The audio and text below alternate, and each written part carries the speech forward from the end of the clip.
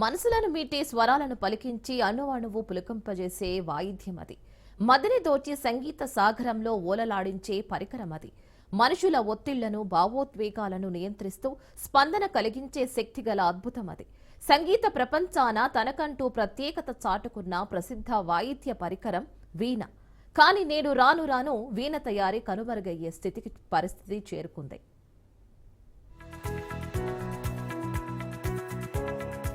ఏలూరు జిల్లాలో భాగమైన ఉమ్మడి కృష్ణా జిల్లాలోని నూజివీడుకు ప్రపంచవ్యాప్తంగా పేరు ప్రఖ్యాతులున్నాయి. జమీందారుల కాలం నుంచి నూజివీడుకు భారతదేశంలో ఒక ప్రత్యేక గుర్తింపు ఉంది. నూజివీడు పేరు చెప్పగానే ఇక్కడ పండించిన నోరూరించే మామిడి చిన్నరసాలు గుర్తుకొస్తాయి. ప్రస్తుతం అదే కోవలో నూజివీడులో తయారైన వీణలకు ప్రపంచవ్యాప్తంగా గుర్తింపు లభించింది. దశాబ్దాలుగా నూజివీడు పట్టణంలో పలు రకాల వీణలను తయారు చేసి ఎగుమతి చేస్తున్నారు. అయితే ఇటీవలి కాలంలో వీణల తయారీలో ప్రత్యేకమైన శిక్షణ పొందిన షేక్ మాబూ సాహెబ్ తయారు చేసిన అరుదైన వీణలకు ప్రపంచవ్యాప్తంగా గుర్తింపు లభించింది. అయితే వీణల తయారీలో భారతదేశంలో ప్రసిద్ధి చెందిన తమిళనాడులోని తంజావూరు, విజయనగరం జిల్లాలోని బొబ్బిలి తర్వాత నూజివీడు ప్రాంతం ఇప్పుడు అత్యంత ప్రాచుర్యం పొందింది.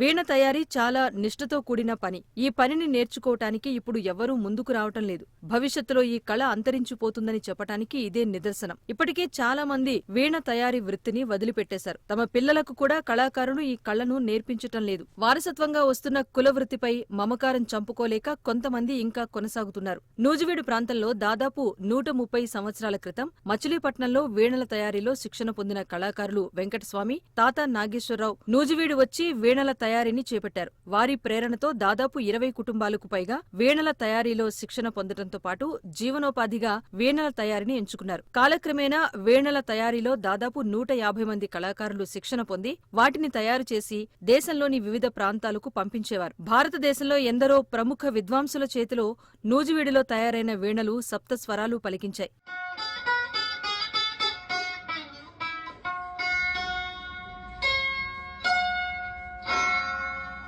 జాతీయ, అంతర్జాతీయ స్థాయిలో సైతం గుర్తింపు పొందిన ఎందరో ప్రముఖ విద్వాంసులు నూజివీడు వీణలతో ప్రపంచవ్యాప్తంగా అనేక ప్రదర్శనలు చేశారు. అంతటి ప్రాచుర్యం పొందిన నూజివీడు వీణకు నేడు గ్రహణం పట్టింది. గత 20 సంవత్సరాలుగా నూజివీడు వీణల తయారీకి ఆదరణ తగ్గిపోయింది. ప్రభుత్వం నుంచి ఎలాంటి ప్రోత్సాహకాలు లేకపోయినప్పటికీ నూజివీడు వీణలకు మరింత ప్రాచుర్యాన్ని కల్పించేందుకు, ఆదరణ పెంపొందించేందుకు వంశపారంపర్యంగా వీణల తయారీని వృత్తిగా ఎంచుకున్న షేక్ మాబూ సాహెబ్ నడుం బిగించారు. సాంప్రదాయ పద్ధతిలో వీణలు తయారు చేస్తున్న షేక్ మాబూ సాహెబ్ నేటి పరిస్థితులకు తగ్గట్టుగా వినూత్నంగా ప్రపంచంలోనే అత్యంత అరుదైన, చిన్నదైన 21 అంగుళాల వీణను తయారు చేసి సప్తస్వరాలు పలికించారు.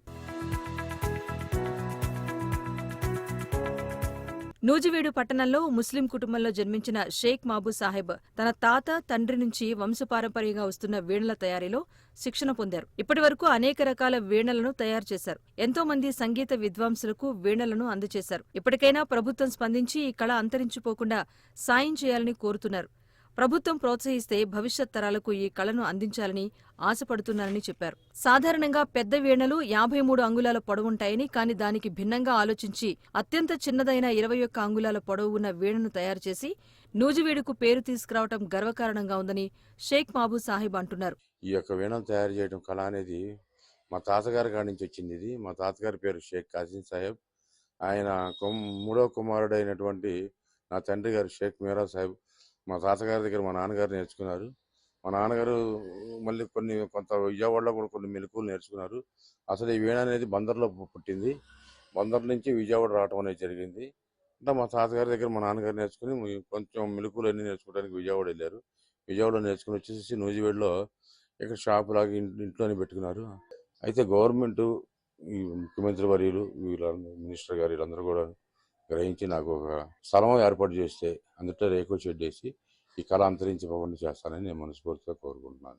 నూజివీడులో వీణల తయారీకి ప్రపంచవ్యాప్తంగా గుర్తింపు తెచ్చేందుకు షేక్ మహబూబ్ సాహెబ్ నడుం బిగించారు. గత ఏడాది నూజివీడు మండలంలోని తుక్కులూరు గ్రామంలో అంతరించిపోతున్న వీణల తయారీని భావితరాలకు అందించాలన్న ఉద్దేశంతో ఆయన ఒక శిక్షణా కేంద్రాన్ని ప్రారంభించారు. ఈ శిక్షణా కేంద్రంలో 4 నెలల పాటు వీణల తయారీలో శిక్షణ అందిస్తారు. లేపాక్షి సంస్థ సహకారంతో విజయవాడలోని హ్యాండ్ క్రాఫ్ట్ సంస్థ ప్రోత్సాహంతో ఈ శిక్షణా కేంద్రంలో శిక్షణ పొందుతున్న 30 మంది కళాకారులకు 4 నెలల కాలంలో ప్రభుత్వం ద్వారా 7,500 రూపాయల స్కాలర్షిప్ అందించడం జరుగుతోంది. ప్రస్తుతం కళాకారులకు వీణల తయారీలో శిక్షణ ఇస్తూ షేక్ మహబూబ్ సాహెబ్ తన నైపుణ్యాన్ని రంగరించి నేర్పిస్తున్నారు. ఆయనకు తోడుగా మరికొంతమందిని ఎంచుకుని శిక్షణ ఇస్తున్నారు.